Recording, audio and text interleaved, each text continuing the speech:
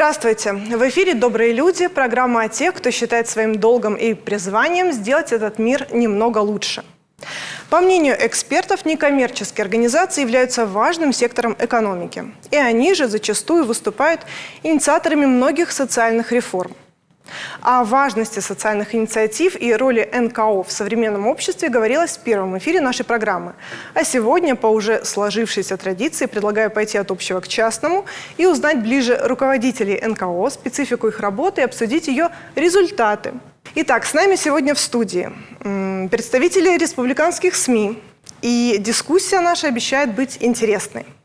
Ну а что касается спикеров, я представляю вам их. Денис Федорович, руководитель Северо-Остинского регионального отделения Общероссийского общественного благотворительного фонда «Российский детский фонд». Екатерина Провоторова, представитель Республиканского фонда поддержки культуры «Аланика». Тамерлан Цгоев, представитель Северо-Остинской республиканской физкультурно-спортивной общественной организации Федерация национальных видов спорта, масс-рестлинга и культуры. И Лариса Абаева, представитель Фонда содействия развитию гражданского общества «Развитие». Здравствуйте, гости, дорогие, спасибо, что пришли. И, наверное, начнем мы с Дениса Федоровича, руководителя Российского детского фонда, который, кстати, осуществляет свою деятельность с 1988 года, если мне не изменяет память и не изменяет. Википедия. Действительно, уже много лет прошло. Изначально Российский детский фонд создавался как Советский детский фонд имени Владимира Ильича Ленина, и уже в 90-х годах преобразовался как Российский детский фонд. Вот. И основная наша деятельность – это, конечно же, связана с помощью детям, семьям с детьми. Это и поддержка учреждений детских, дошкольных, школьных, детские дома. Вот. А проект, который сегодня, про который мы будем рассказывать, это связан с оказанием помощи мигрантам, которые оказались в трудной жизненной ситуации. Но прежде, Денис, мне всегда интересно установить такую личную связь со спикером, с гостем, потому что, я за личные истории. Вот вы по образованию филолог, правильно? Да. И как вы оказались в этом фонде? Все началось еще в начале 90-х годов, еще будучи студентом нашего университета, и параллельно занимался работой уже в детском фонде. То есть с 1994 года я пришел на работу в Российский детский фонд. Вот. И работа так сильно завлекла, что фактически стала уже потом частью моей жизни и образом жизни в том числе. Вот. Вы не жалеете, что когда-то сменили тропу? Изначально были, конечно, такие какие-то сомнения, правильно я делаю. Но потом уже с годами, когда я уже понял, что это уже действительно смысл моей жизни, что я не вижу себя на каком-то другом месте. И работа по оказанию помощи людям, она стала для меня уже близка и по душе, и по сердцу, то уже, конечно, я, наверное, буду жалеть, если я не смогу это передать потом своим детям как-то. Вот. Но все началось, вот, если брать меня лично, то это с 1994 года, когда руководила детским фондом моя мама, Воробьева Вера Тимофеевна, и тогда, когда еще и вся страна была в тяжелой ситуации, с середины 90-х годов, это потоки беженцев, которые наша маленькая республика приняла. И в 90-х годах более 2000 человек для нашей республики. Это действительно очень большая цифра, для которых Осетия стала родным домом. Вот. Мы тогда находились на улице Станиславского, был наш офис, и где сейчас служба занятости находится. И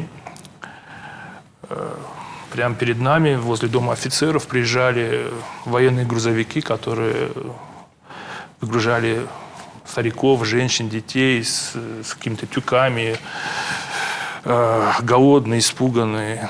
И оказаться в стороне просто было невозможно. И вот так вот начались наши первые проекты по оказанию помощи мигрантам.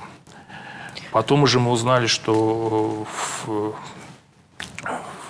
тяжелой ситуации также находятся и беженцы во время войны в Южной Осетии. То есть у нас на тот момент находилось 68 мест компактного проживания в республике. Это в основном какие-то заброшенные или детские сады, или турбазы, как, допустим, вот недалеко от селения Гизель.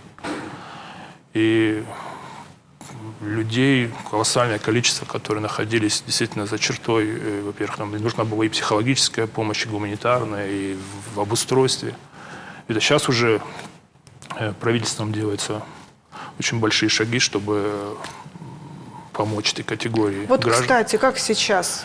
Если Насколько я знаю, сравнивать... сейчас уже вопросы по жилищному обустройству почти что решены, потому что более миллиарда рублей, в прошлом году даже, по-моему, миллиард 800 было выделено на жилищные сертификаты для вынужденных переселенцев. И с каждым годом этот вопрос фактически уже, я думаю, будет закрыт. Ну и поток, наверное, И значительно поток меньше. уменьшается, но... Из каких республик или стран? Кто к нам приезжает? Изначально, если брать 90-е годы, то это сначала Южная Осетия, Да. Грузия, Чечня. 2008 год, опять события в Южной Осетии, опять поток людей. В 2014 году это уже боевые действия на Украине, когда опять республика приняла уже украинских граждан. Сейчас у нас вот последние вот эти месяцы, тем более во время пандемии, когда обострились проблемы не только мигрантов, а всего нашего местного населения. И к нам обратилось более 28 семей и беженцев из Сирии с детьми, которые испытывают очень сложное общение, не владея русским языком, и вообще не представляя, в какие инстанции можно обратиться, и с проблемами с документами, которые у них просрочены статусы временного убежища и так далее, и так далее. То есть очень большой спектр проблем.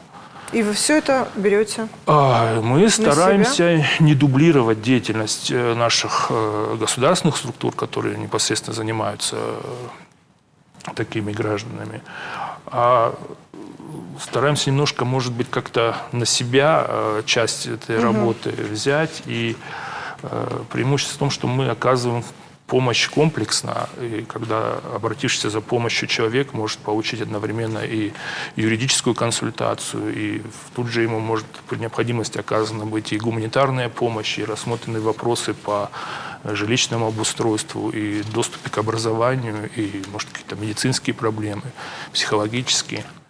И стараемся, чтобы человек, обратившийся к нам за помощью, он максимально мог хоть как-то на душе, чтобы ему, во-первых, стало легче, чтобы как-то снизить вот эту социальную напряженность и оказать существенную помощь, чтобы в дальнейшем потом ситуация в этой семьи, у этого конкретного человека улучшилась. Вот скольким нуждающимся там, семьям или лицам удалось помочь в течение полугодия, например? Ну, если брать, вот, допустим, только вот эти последние месяцы, когда вот и карантин был и так далее, то есть наши двери не были закрыты ни на один день, потому что поток посетителей был довольно большой. Это порядка 750 человек, которых мы охватили только за последние вот 4 месяца. Это где-то 180 семей. То есть вы тоже не находились на карантинных каникулах? Нет, к сожалению, не получилось, потому что это и распределение гуманитарной помощи, и люди в неведении шли, обращались, не знаю, куда можно, в какую дверь постучаться. И очень же много было организаций, которые действительно оказывали большую существенную поддержку. Вот. И благодаря, опять же, взаимодействию с этими организациями, часть людей, которые обращалась к нам, потом впоследствии получала поддержку и от государственных источников, и от наших партнеров в других общественных организациях. Вам кто-то помогает? То есть, понятное дело, что вы сами помогаете, ну а вам кто-то? Мы тесно взаимодействуем со всеми нашими государственными органами, с нашими общественными организациями. Это и Общественный народный фронт, это и Российский Красный Крест, это целое, довольно сейчас, вот если перечислять, довольно много организаций. Вот. И в целом и они к нам обращаются, и мы, то есть мы стараемся даже, чтобы время от времени координировать свою деятельность, чтобы, во-первых, избежать дублирования в оказании помощи. И тем самым как-то вот существует даже специальная такая у нас группа общения, такой чат в интернете, где все общественные организации республики, такие действующие, общаются, обсуждают какие-то всевозможные проблемы. Да. Помимо мигрантов, какие еще направления деятельности в вашей организации? Это поддержка родильных учреждений республики. Здесь, это я говорю о проекте, который реализуется уже с 2012 года при поддержке Росгидро. Ежегодно родильные отделения республиканские оснащаются современным медицинским оборудованием. Это поддержка детских домов наших.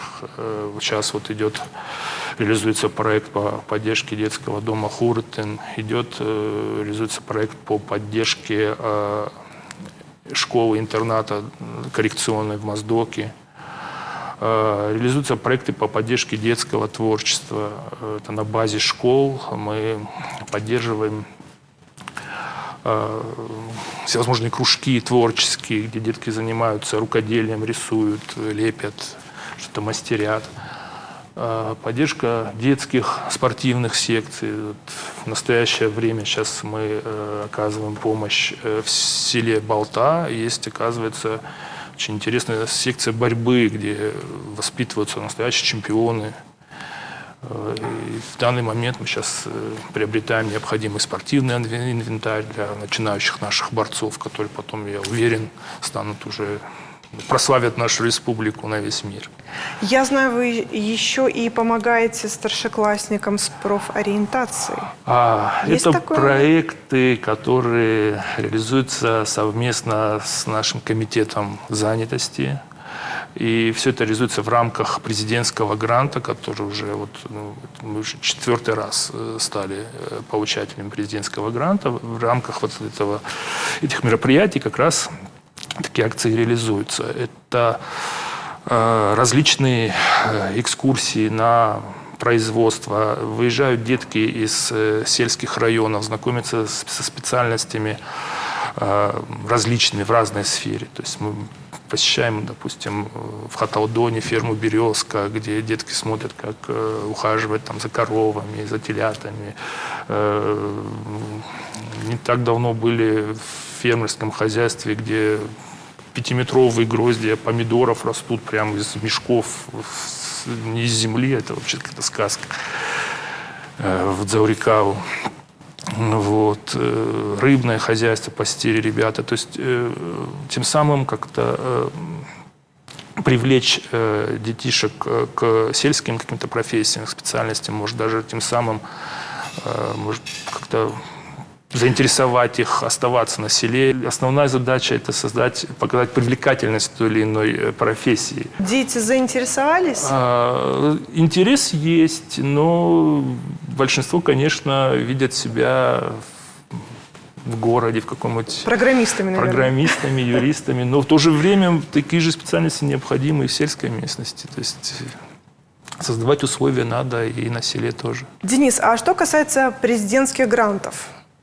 Вам удалось выиграть какие-то? И если да, то на что Первый Пожалуйста. президентский грант мы получили в 2012 году. Все эти мероприятия были бы невозможны, если бы не поддержка фонда президентских грантов, который с 2012 года поддерживает нашу организацию. Но каждый год это приходится заслужить, эту поддержку. Это каждый год реализуются конкурсы, в которых мы принимаем участие. Не всегда мы получаем поддержку. Но сейчас уже это 4-й президентский грант, по которому мы работаем. И в рамках этого гранта оказывается помощь семьям мигрантов, оказавшихся в трудной жизненной ситуации. Помощь именно в интегрировании в единое правовое и культурное поле России. И в рамках этого гранта целое направление – это поддержка детей в рамках профориентационных мероприятий, это новогодние мероприятия, это поддержка детей к школе. То есть к 1 сентября мы порядка 300 детей должны собрать, подготовить в школу. Это полный комплект всех необходимых школьных принадлежностей. Все это безвозмездно. Детки получают ранцы, тетрадки, ручки. Ну, все необходимое, то, что необходимо для школы. Вот. Что планируете еще успеть до конца 2020-го удивительного года?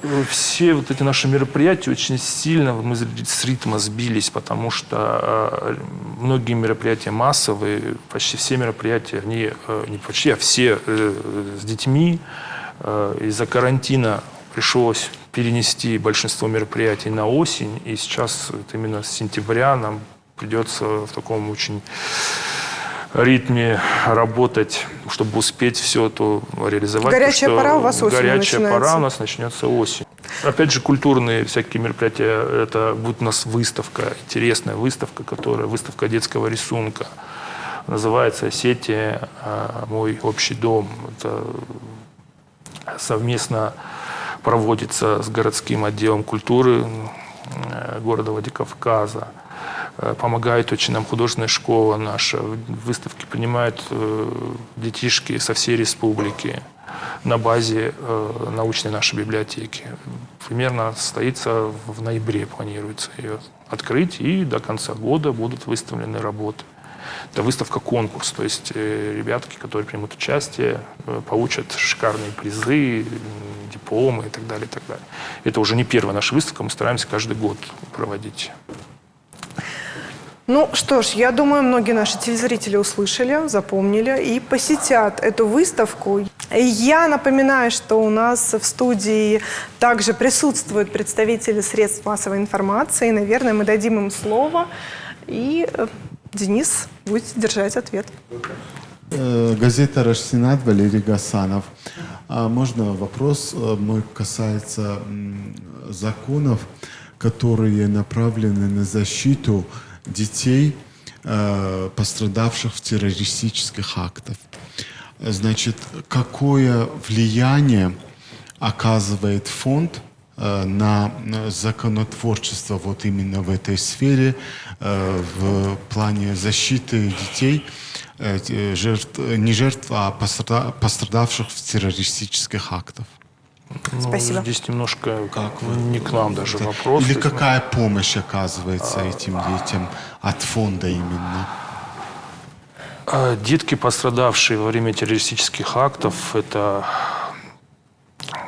действительно очень большая проблема. И впервые мы столкнулись, когда события в Беслане очень трагические. Детский фонд тогда взял шефство над 28 детьми, которые стали круглыми сиротами, к сожалению. Вот. Были им открыты сберегательные книжки, на которые по 50 тысяч рублей каждому тогда положили. И что примечательно, что потом эти книжки уже пополнились дополнительными взносами, довольно серьезными, которые в разы превышали уже те суммы, которые были изначально. Вот. Большая работа была проведена, были приглашены психологи, известные с Академии наук из Москвы, психолог такая Мухина с целой бригадой специалистов приехали, работали с детишками. Ежегодно потом этих детей вывозили, у детского фонда есть в Подмосковье такой реабилитационный центр, на базе которого ежегодно эти детки отдыхали, с ними занимались специалисты, психологи. В дальнейшем мы тоже отслеживали ситуацию. То есть уже многие из них уже стали сами папами и мамами, создали свои семьи.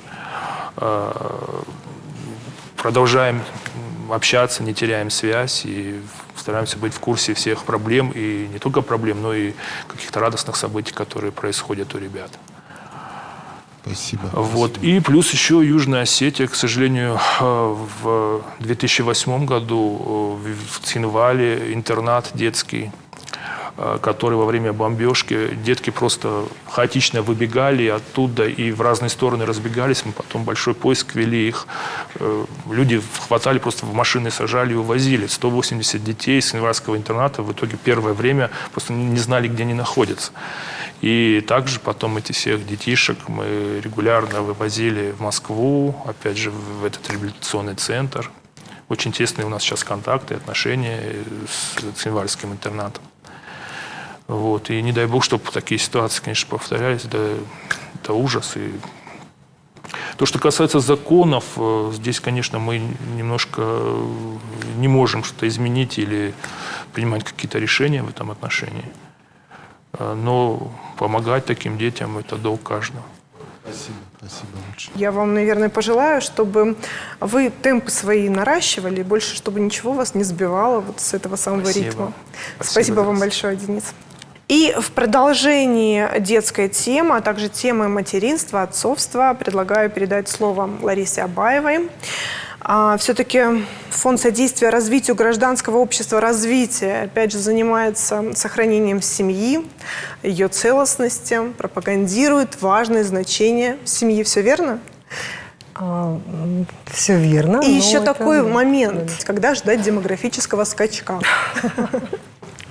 Вам слово, Лариса. По поводу деятельности организации, вот то, что вы назвали, то есть та деятельность, которая связана с поддержкой беременных женщин и семей, оказавшихся в трудной жизненной ситуации, это, собственно, проект, который получил грантовую поддержку Фонда президентских грантов. Да. Но это всего лишь одно из направлений деятельности фонда. К сожалению, вот руководителя фонда нет, она не смогла прийти. Но у самого фонда очень широкий спектр направлений, можно так сказать. Вот он существует с 2008 года. И вот одним из, не первым, вторым проектом была социально-психологическая помощь пострадавшим во время конфликта в 2008 году.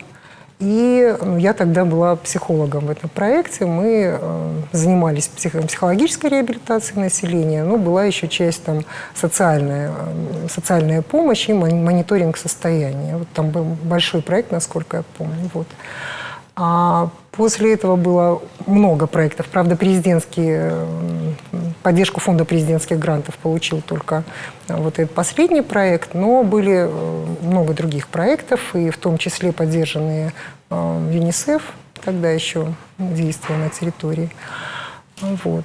Наверное, на прошлой передаче, когда я у вас была, она была под другим названием, я рассказывала о этнокультурном центре, который назывался Арвайден. Да? Мы занимались молодежью, и вот, наверное, для меня это один из самых таких значимых, эмоционально значимых и крупных, и перспективных по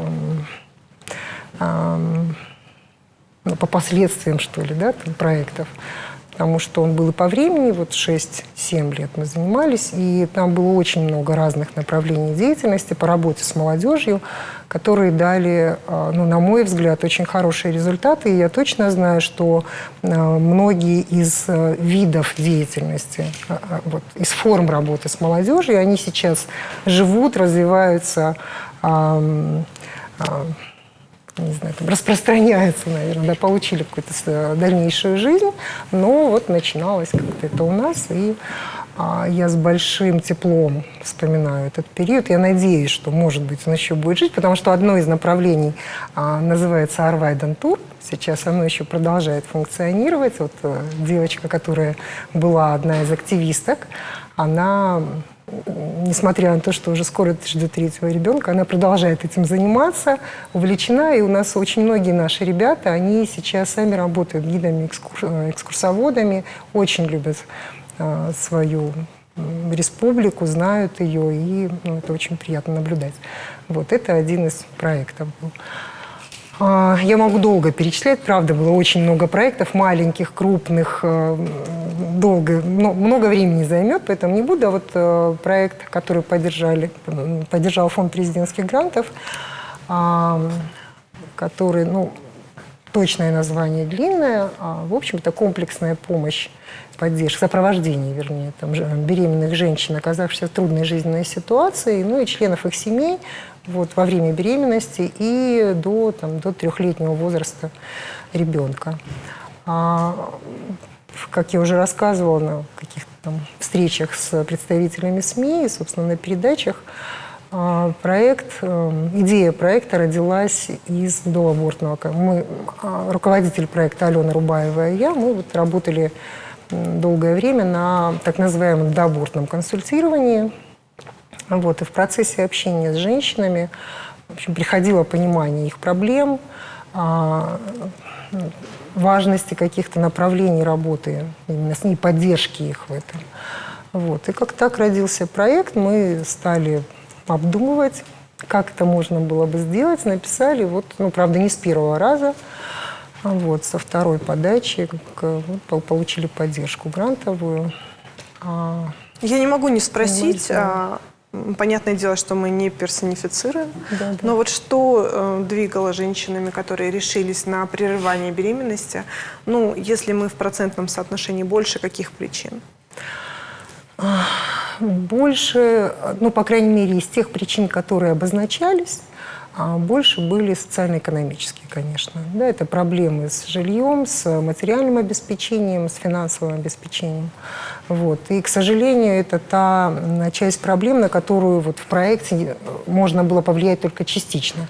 То есть в проекте была поддержка, ну, такая материальная, можно сказать, там, небольшая, финансовая, вещевая, какие-то предметы первой необходимости, там, детям, семьям и так далее. Это было, я думаю, так, капля в море, в принципе, ну, хотя бы вот сколько-то.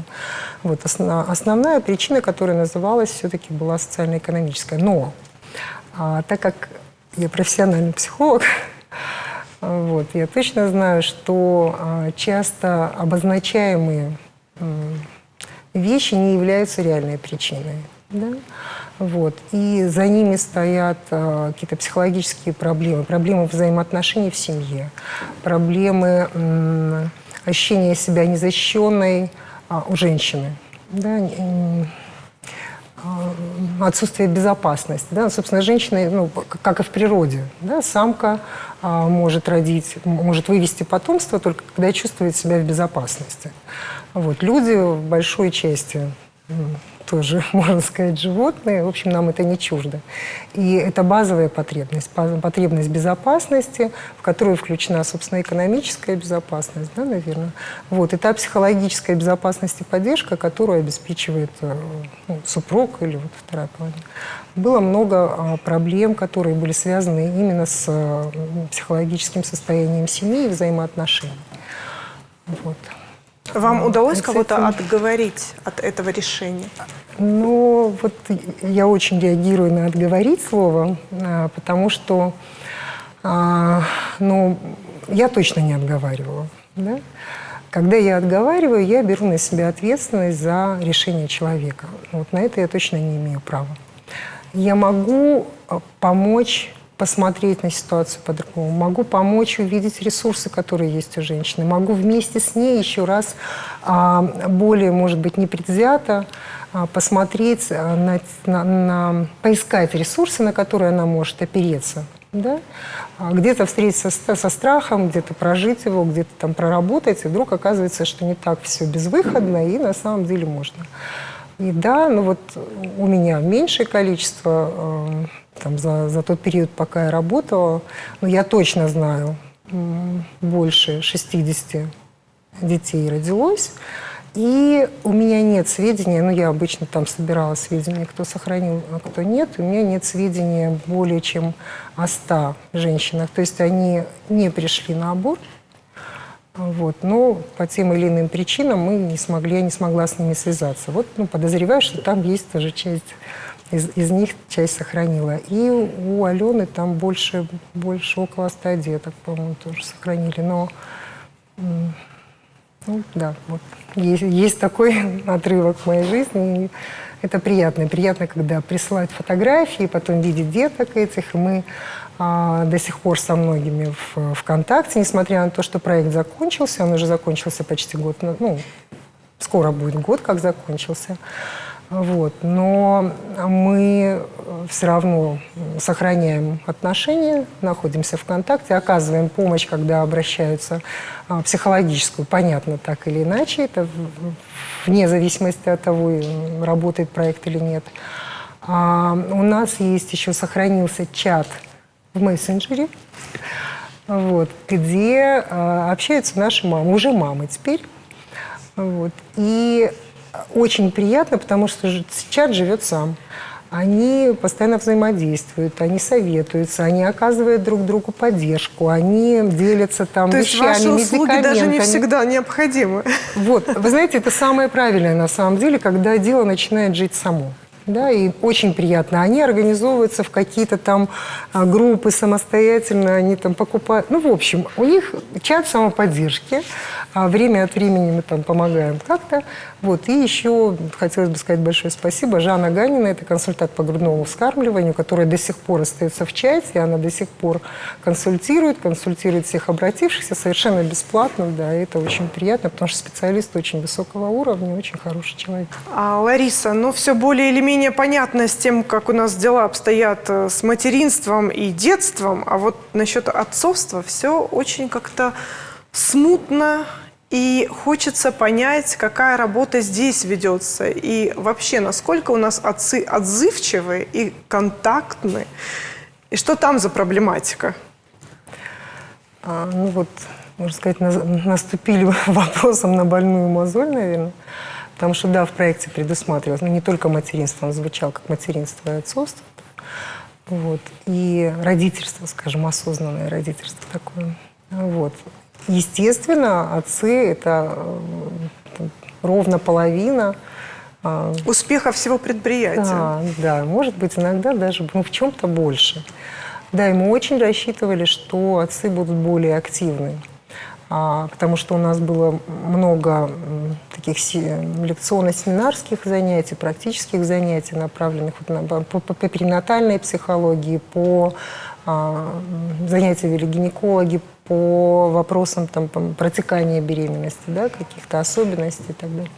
Вот. Я думаю, что отцам эта информация бы точно не помешала, прям вот совсем не помешала.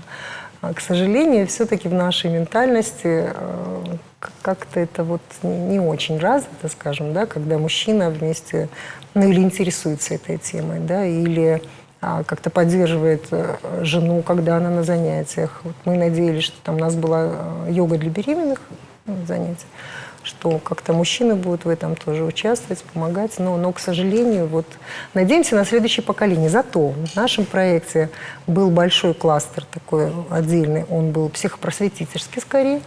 Это были лекции для студентов, для молодежи по перинатальной психологии по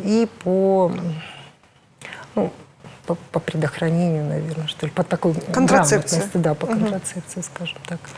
Вот. И вот там было больше интереса, и там молодежь участвовала, и правда, с интересом. Вот мы подготовили группу волонтеров-медиков, прямо они прослушали курс лекций по перинатальной психологии, они прослушали лекции неонатологов. Вот. Это прям был такой блок специально.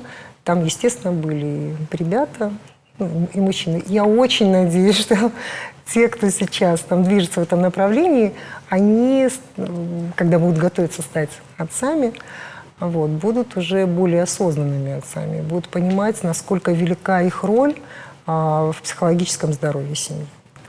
И семьи все, в частности, матери, ребенка, очень важно. Да. Вот. Мы держим Поэтому кулачки вместе с вами. Да, да, очень.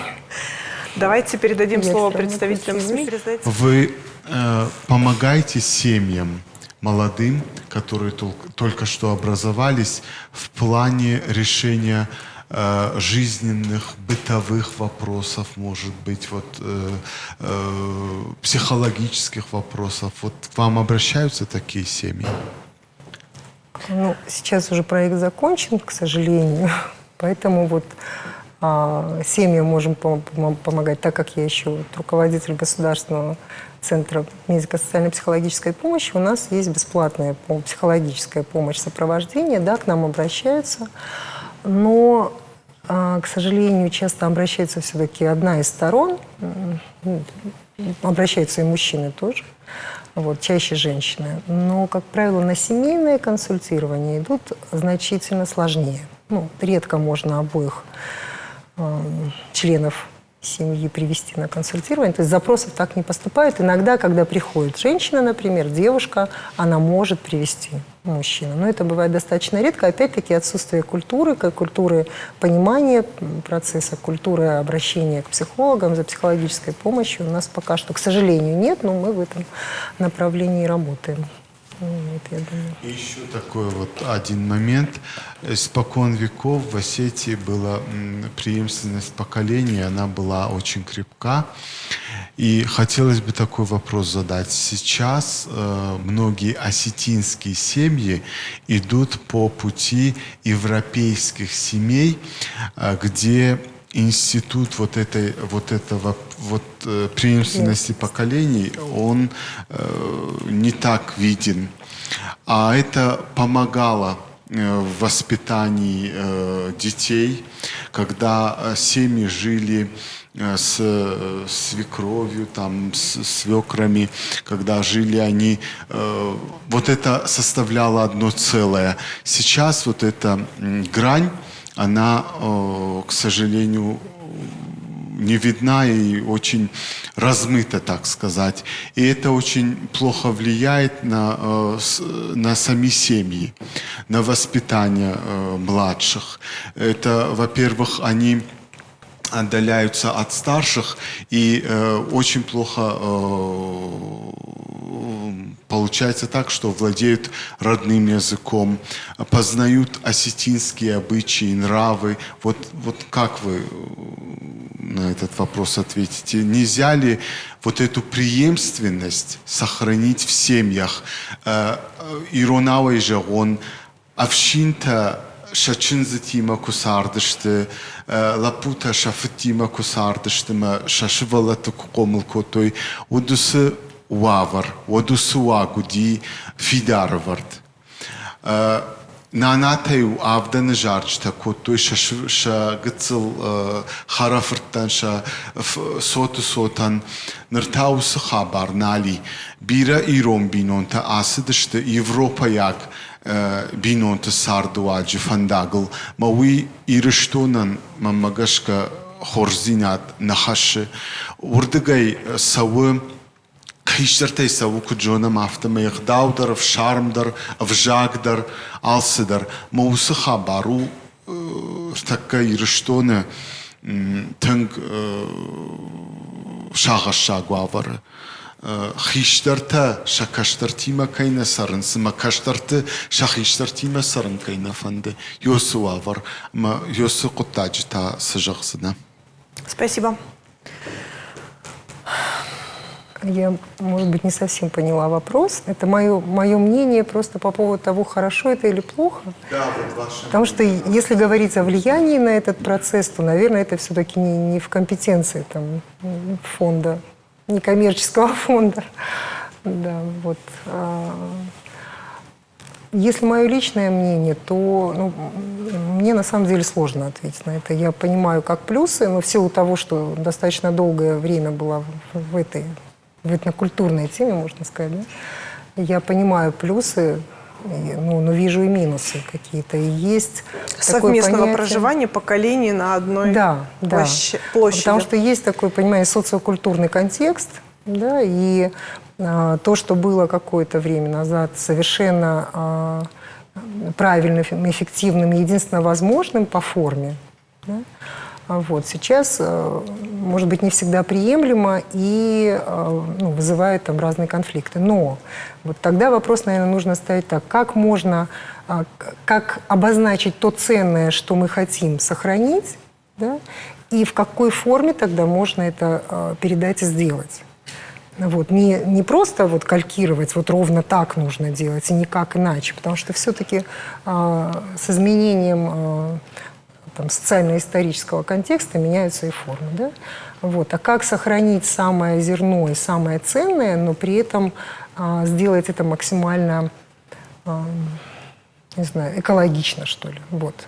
Экологично для всех участников этого. Такие архаичные моменты приспособить к современным реалиям. Я бы тоже на вашем месте не знала, что на это ответить. Да, сложно, сложно.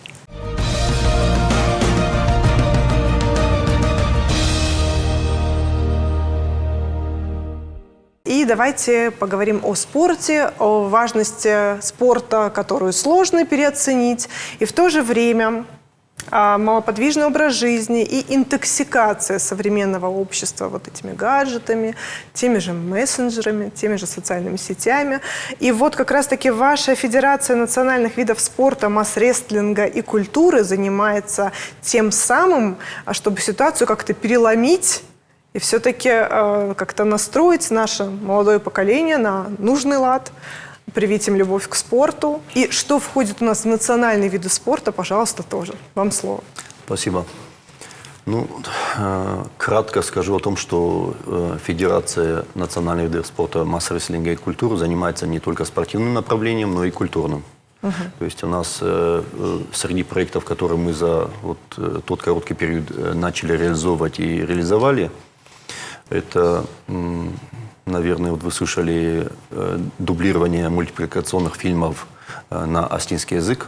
Это «Маша и медведь». Первый сезон полностью, сейчас второй сезон заканчивается на базе, кстати, Иристон ТВ, за что мы выражаем благодарность руководству канала и Министерству культуры за организационное содействие. «Фиксики». Несколько серий мы продублировали. Надеемся продолжить эту работу тоже, потому что мы идем к созданию студии дубляжа, чтобы контент, астиноязычный контент, он расширялся, потому что его критически мало для детей. А это прямо связано с сохранением и развитием родного языка. Ребенок без вот этих гаджетов, о которых вы говорите, сегодня немыслим. И в этих гаджетах 90% того, что он смотрит, это мультипликационные фильмы. Поэтому язык, который он усваивает, это То есть язык. мы должны сражаться с врагом его же оружием. Я не считаю это чем-то вражеским, не вражеским. Это естественные процессы. Другое дело, соответственно, какие ресурсы то или иное общество затрачивает на то, чтобы поддержать ту или иную культурную среду. В данном случае там астиноязычную.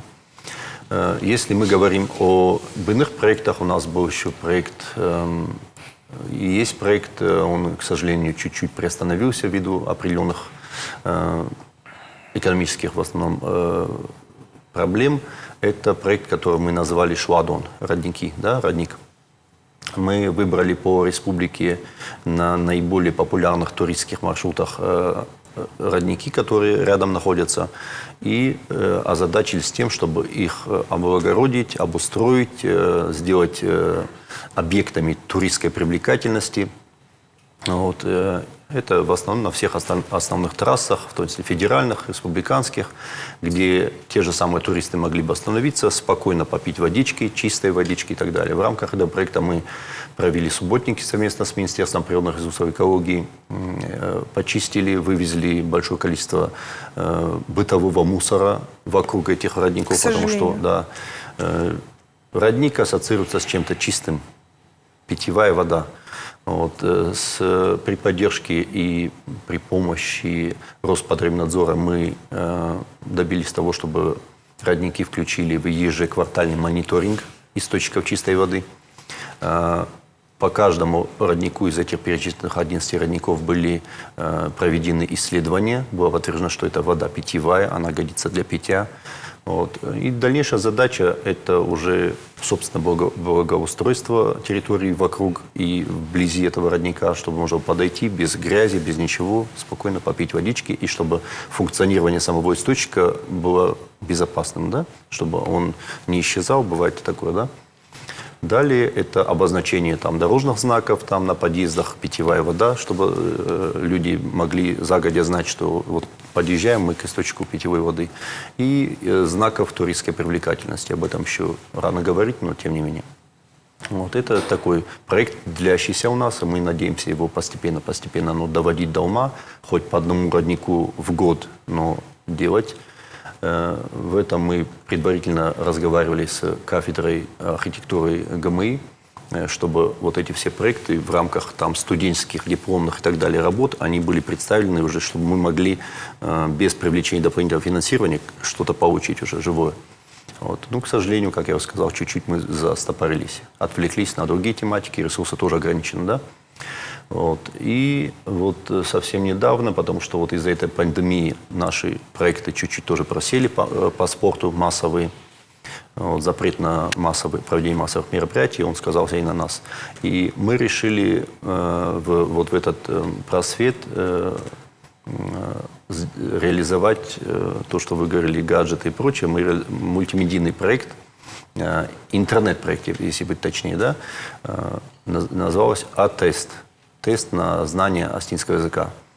Вот, учредили общественную награду в виде нагрудного знака отличия «А-тест». Это в виде астинской буквы «А». Вот такой значок, Да. но в виде астинской я, к сожалению, не захватил. Не думал, что в этом тоже...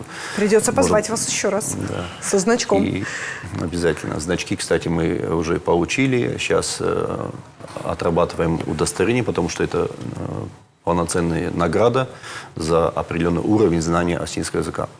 И они отличаются 3 видами. То есть, соответственно, в золотом исполнении, в серебряном и в бронзовом, конечно. Ну, не драгметаллы, но тем не менее. И он как бы должен свидетельствовать о том, что человек владеет астинским языком на том или ином уровне. Соответственно, как знак отличия, что можно ли, вот, если Валерий общается на астинском языке, то я могу к нему подойти и обратиться на астинском языке. Вот такой элемент. Мы его реализовали и определили уже списки тех, кто прошел это тестирование. Вот. И сейчас будем выходить на финишную прямую и вручать эти награды. Ну, пока вот, к сожалению, мы... Скажите, сколько удостоились вот такого знака отличия? Или это секрет пока? Нет, это не секрет. У нас на сегодняшний день мы от количества, опять же, экономика определяет, мы от количества заказанных вот этих отличий, мы ограничены бюджетом, да, мы заказали 200 золотых, 250 серебряных и 150 бронзовых.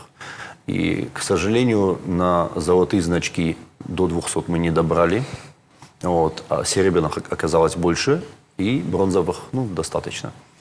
И поэтому основной вопрос у нас по обладателям серебряных значков, и мы вот критерии, задачи поставим так, чтобы определить критерий, кому же все-таки вручать. То есть очередности по большей степени количества набранных баллов и по времени, то есть кто раньше это выполнил, соответственно, тому. И вот мы определимся сейчас, итоговое решение протокола будем подписывать и награждать. Можно вопрос? Конечно. Темирлану? Вот как по национальным видам спорта. В разработке методики преподавания национальных видов спорта очень много сделал незабвенный Сергей Гагиев. Вот. И он написал несколько книг по этой методике, там разбирается в этих книгах, какие виды спорта, игры, ирон каштыта. И нельзя бы вот эти его труды переиздать и сделать небольшие видеоролики о том, как эти игры, вообще, их история, их вот как схожеса кажет, что на фидалта схожеса пайдаку, то их надо ойтахай видеоролик тащишен, магиосы чингу тима, йодонан фашиведанса байварен самай усы кашты тима хождар жонговой ойтахай. Спасибо. Бужник Валерий, если можно, я тогда, собственно, к тому проекту, который был удостоен гранта Фонда президентских грантов, перейду. Это проект, который называется «Алани. Территория национальных видов спорта». И в нем заявлено было несколько направлений. В основном это все касается национальных видов спорта, конечно. И в основном целиком проект касается национальных видов спорта, но несколько направлений мероприятий. Да? Собственно, часть из них предполагала проведение соревнований, чем мы занимаемся в рамках этого проекта. Это чемпионаты республики по национальным видам спорта. И другая часть – это презентация этих национальных видов спорта на различных светских, там, национальных праздниках и так далее. То есть таких презентаций у нас по году, в течение календарного года предполагается 7. Часть из них, конечно, к сожалению, мы нареком на Хетаджи Бон И на Тутер-то мы пропустили из-за пандемии, но тем не менее, вот, например, в прошлую субботу мы провели на День физкультурника презентацию на Новой набережной. Вот, и, в общем, в рамках вот этого проекта у нас, в частности, идет подготовка, и причем уже завершающая стадия, мы отдали в типографию на редактирование учебно-методическое пособие по астинским национальным видам спорта, в том числе базирующееся на трудах Гагиева. Не только Гагиева, там Тайсаев, это Гульчеев, это Айваров, это Туганов, Махарбек. Вот это усадам дробира бакушты, усы фарштаты лавки Сергей на бакушта, на басахайтов, кайжарнака у Сергей кушт тынг бандур варды, о ламбынак. Я кушты-то дар бакаштыштам самый ламбынак масыл басахайтам, усы пособикай канам ахурадан, ахурганчтан. Oui, махур амрасуа асяж. Ми асяж фажджи мазы физкультурой ахуганчта чисто удон рбамбрат канзштамасын на коды иш арта семинар шканын, ма усы семинар тысын байварын усы хошачиникта, мас усы семинар-то фашта масам на бон самый узан факашин ша самайша урочты мидак ирон национальный спорт хошты ама адамон кашты пайдаканун шабонуа уйтхай умей сам факасыштам. Но все-таки про национальные виды спорта давайте вкратце хотя бы обозначим, на что будет делаться упор. Мы делаем упор на проведение соревнований, чтобы мы из тех народных игр, которые сохранились и которые описаны нашими классиками в этом вопросе, мы из них выделяли те, из которых мы могли сделать нормированные виды спорта. У нас есть Всероссийский реестр видов спорта, который состоит из нескольких разделов: олимпийские, неолимпийские, военно-прикладные и национальные. Вот национальные виды спорта – это компетенция соответствующего органа субъекта федерации по управлению физической культурой и спортом. Это Министерство спорта нашей республики. И если мы в рамках субъекта федерации не будем развивать, то эти виды спорта никто не будет развивать за Осетию. Есть отдельные республики, которые уже занесли свои определенные виды спорта по перечню, да, и сделали из них именно виды спорта. Не народные игры, а виды спорта. Вот наша задача, первым вот у нас в планах это ЧОП, Лянга или Жошка, как угодно можно назвать. Мы провели уже 2 чемпионата республики по нему и будем ходатайствовать, чтобы наш субъект федерации вносил как астинский вид спорта это во Всероссийский реестр.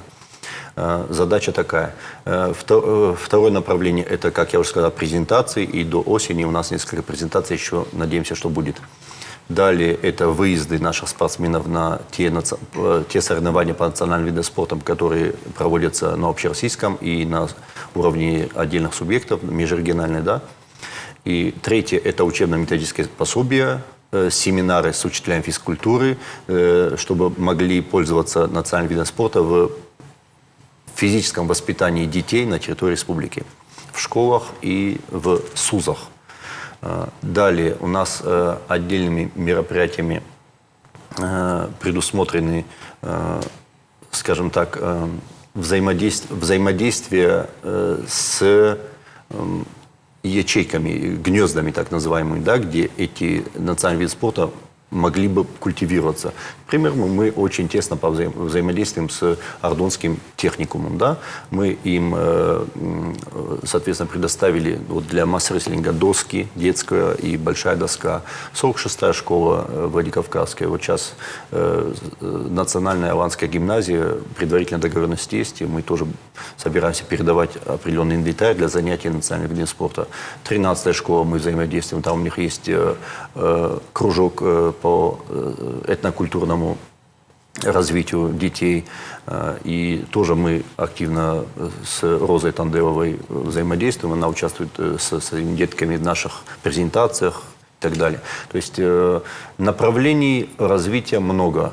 Мы подходим к этому не только с точки зрения спортивной, да, спортивной подготовки, да, вот как, о чем вы говорите, да, отвлечь от гаджетов, но с точки зрения культурной. этнокультурный, да. И разнообразие видов спорта, оно помогает как раз-таки отвлечь детей от негативных явлений. И если у нас есть выбор секций, например, футбол, бокс, волейбол, то не всем могут подойти эти виды, а кто-то может себя найти в других видах. Поэтому многообразие видов спорта – это всегда конкуренция, это выбор, это еще большее количество привлеченных в спорт, вовлеченных в спорт детей. Вот так. Спасибо. Еще какие-то вопросы? Литературно-художественный журнал «Ираф», Валентина Мензаева. Тамерлан, какую долю в ваших проектах занимает, может быть, дюгорский язык, то есть перевод мультфильмов на дюгорский язык и вот этот другой ваш проект АТС? АТС? Нет, Спасибо. мы, к сожалению, на дюгорском диалекте астинского языка на сегодняшний день проекты не реализовывали в связи с тем, что у нас нет, у нас, собственно, в федерации не было ресурсов дюгороязычных, как бы, да, так получилось. Но в то же время мы открыты для диалога, и чтобы мы могли реализовать. Все упирается в людей, в кадры. И когда мы запускаем тот или иной проект, мы реально оцениваем, есть ли у нас на это ресурсы или нету. К сожалению, у нас пока нету. Но, к сожалению. Спасибо. Но мы верим в то, что, я думаю, мы будем Очень в этом приятно направлении услышать, двигаться. что вы готовы к сотрудничеству. Конечно. Спасибо. Спасибо, и мы верим вместе с вами. Далее, Малышева, газета «Слово». Вы говорили о том, что вы переозвучиваете мультипликационные фильмы. А что насчет взрослых, полноценных, то есть для молодежи, либо для уже старшего поколения, то есть, допустим, для 40+. «Унесенный фильмы? ветром» будете на Дюгорском? Да, допустим. Либо же современные фильмы, какие-нибудь «После» или русские тоже новые фильмы. Мы, опять же, выскажу свою собственную позицию, не позицию в целом федерации. Вот, в проектах по сохранению и развитию астинского языка я считаю, что основной акцент делается на подрастающее поколение. Научить взрослого человека или заставить, принудить или побудить его к тому, чтобы он выучил язык, очень трудно. Человек взрослый работает, он уходит с утра на работу, приходит с работы, ему не до языков, как правило. Даже иностранные языки, когда человек намерен выехать за границу, они даются уже с трудом. Если жизнь человека расписать на определенные периоды, то период обучения бывает, как правило, ранний период. Это период как раз-таки его социализации, обучения в школе, в вузе, тогда уже больше времени, и он на это направлен. И вот если мы на начальной стадии не сформируем у детей базовые языковые навыки, знания, то дальше работать с ними очень тяжко. И мы исходим именно из этого. Ограниченность ресурсов общественной организации, она вынуждает нас делать выбор. На что делать акцент? Есть языковые курсы в республике, ни один, ни два проекта, которые для взрослых побуждают и дают возможность выучить язык. Но наша задача немножко другая. Чтобы язык сохранялся, надо, чтобы следующее поколение на нем общалось. Для этого надо доносить язык теми средствами, инструментами, которые именно для этого поколения востребованы. Это мультипликационные фильмы. Вот это младший ясельный возраст, младший детсадовский возраст, детсадовский в целом возраст и младший школьный возраст. До 3, 4, 5 класса возрастной группы. Дальше мультипликационные фильмы начинают сменяться уже приложениями в телефонах, компьютерными игрушками и прочими. То есть там уже акцент должен делаться немножко на другое. Да, хорошо было бы, если бы был большой объем мультимедийного контента на астинском языке и для взрослого поколения, и для младшего возраста, для всего. Но, к сожалению, ограниченность ресурсов. И приходится выбирать. Поэтому мы выбираем, вот когда есть выбор перевести там балладу о солдате, без достаточного контента для ясельного возраста и для младшего школьного возраста, я считаю, что переводить балладу о солдате – это хорошо, но Лучше перевести еще 2-3 мультфильма для детей. И тогда эти дети балладу о солдате посмотрят только те уже, кто языком владеет. Взрослые, которые поймут эту балладу о солдате. Если я в сознательном возрасте не владею осетинским языком, я балладу о солдате на осетинском языке смотреть не буду. КПД. Возьму слово теперь я, обозначу наших сегодняшних спикеров как такую сборную сине-красных. И вот, видимо, наша сборная сейчас заметно поредеет, потому что двум нашим игрокам придется уехать на срочные встречи, у них жесткий график. Поэтому, наверное, простимся с Ларисой и с Тамерланом. Спасибо вам большое. Спасибо. Приходите Спасибо еще. за приглашение, да. Спасибо. Увидимся.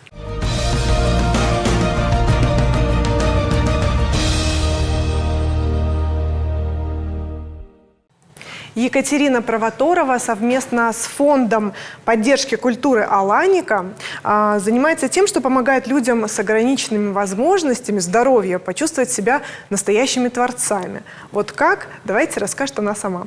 Вам слово, Катя. Да, спасибо большое. Наш проект называется «Мои идеи. Твое воплощение». Проект мы воплощаем уже с 2018 года. Началом было то, что у нас получилось выиграть грант на Машуке. И с помощью этого гранта уже год у нас работает лаборатория, в которой люди с ограниченными возможностями, у которых тяжелые поражения опорно-двигательного аппарата, с помощью волонтеров и привлеченных педагогов занимаются творчеством, компьютерную грамоту осваивают, играют на музыкальных инструментах, поют и так далее. И вот с декабря этого года нам совместно с Галиной Тебевой, Галиной Майербековной, огромное ей спасибо за это, получилось выиграть президентский грант. И сейчас, собственно, мы реализуем наш проект на эти денежные средства.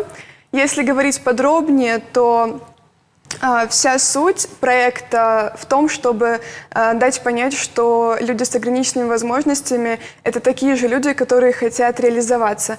Это такие же люди, которые хотят реализовать свой творческий потенциал.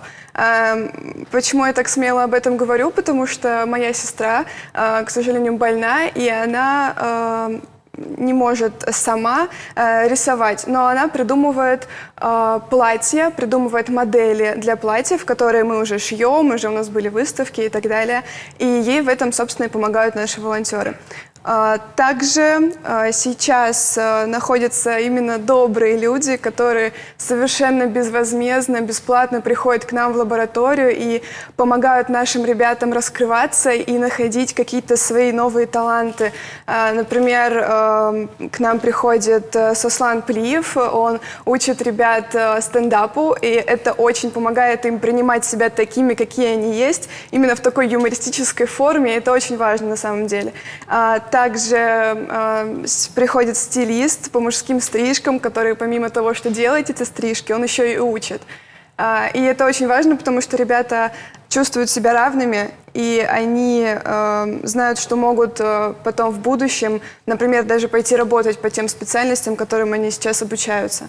А сколько человек у вас сейчас? Давайте о тех, кто обучается, и тех, кто в команде, волонтеры или... Ваши коллеги? На данный момент у нас более 12 участников, именно это люди с ограниченными возможностями и их семьи. Более 6 педагогов различных по различным квалификациям. И волонтеров, тоже более 10 человек. Наша такая большая дружная команда работает уже 2 года почти. Вы автор идеи проекта? Автор, скорее, наверное, вдохновителем является моя сестра Анастасия Провоторова, потому что, смотря на нее, мы поняли, что также можно помочь и остальным ребятам раскрыться и почувствовать себя нормальными, полноценными людьми. Вот. Вы наблюдаете за ними? Вы видите, как они меняются? Да, я об этом тоже хочу рассказать. Собственно, почему мы подали заявку на президентский грант, потому что мы поняли, что каждый из них настолько уникален и настолько разносторонен, что нам нужно расширяться, увеличивать возможности. У нас появился свой театр, и все это благодаря именно идеям ребят. Это все они сами являются нашим, так сказать, мотором, который заводит и продолжают работу проекта. Мы уже показали более 3 спектаклей. Сами ребята шьют и придумывают костюмы для нашего театра. И еще думаем дальше продолжать ставить спектакли. Уже у нас работает профессиональный режиссер. Также думаем привлечь, возможно, актеров из русского театра, но это уже дальнейшие планы, не буду раскрывать все секреты. Вот. Также с нашими ребятами и особенно с членами семей работает профессиональный психолог, который помогает принимать ребят такие, какие они есть, и помогает членам семей именно понимать всю специфику общения. И активная работа продолжается, даже несмотря на то, что была пандемия, карантин. Мы продолжали онлайн, по скайпу, занятия проводились, ничего не останавливалось. Также сейчас планируется проведение 2 выставок. Это уже именно в рамках гранта, совместно с московскими лабораториями, совместно с фондом «Гольфстрим». Первая выставка называется «Искусство быть». Выставка, арт-объекты уже установлены, и выставка находится в открытом доступе. Кстати, пользуясь случаем, я бы хотела пригласить всех в субботу посетить эту выставку, потому что благодаря ней можно понять, как ощущают себя люди с ограниченными возможностями. Это тактильная выставка, которая поможет именно потрогать что-то, понять, как, что, куда, почему. И я бы всех хотела пригласить на Никитина 2 в субботу. Будем рады вам. Приходите, смотрите, это очень интересно. Спасибо за приглашение, обязательно. Да. И будет еще 2-я выставка «Пространство без границ». Также будут новости, приходите, будем всех очень ждать. Спасибо. Итак, есть ли у наших журналистов вопросы к нашей очаровательной героине? Смотрю на вас и думаю, конечно, добрые люди и, конечно, помимо этого, уникальные люди. Спасибо вам огромное от имени, наверное, всей общественности. Вы делаете, наверное, очень трудную работу. Мне хотелось бы спросить, насколько трудно вы ее сами воспринимаете? Или вам легко этим заниматься? Или это все-таки трудная работа? На самом деле, очень хороший вопрос, потому что многие люди, когда сталкиваются с такой проблематикой, невольно пугаются. И это, к сожалению, плохо, потому что это не трудно. Наоборот, когда я вижу, как эти ребята раскрываются, как они сейчас... Некоторые из них стали лучше разговаривать, у некоторых из них улучшилась моторика. И это им помогает не только физиологически, но и психологически, что очень важно. И, конечно, когда ты это видишь, любые трудности, они просто отходят на 2-й план. Спасибо вам большое. Спасибо. Я бы хотела обратиться к вам обоим, Денис, и к вам, Екатерина. Что бы вы посоветовали людям, которые хотели бы заниматься добрыми делами? Добрыми делами, такого рода делами, но у которых не хватает, может быть, чего-то им не хватает. Мотивации что бы вы им не посоветовали? Хватает, может быть, или уверенности в том, что у них получится. Знаете, случайных людей в этой сфере нет, потому что, допустим, в моей практике многие представители НКО – это еще вчерашние те же самые волонтеры, которые еще, допустим, или со студенческой скамьи, или еще находясь школьниками, они принимали активное участие в каких-то благотворительных мероприятиях, и в том числе и продолжают сейчас. И потом это уже перерастает все в какое-то более такое большое дело.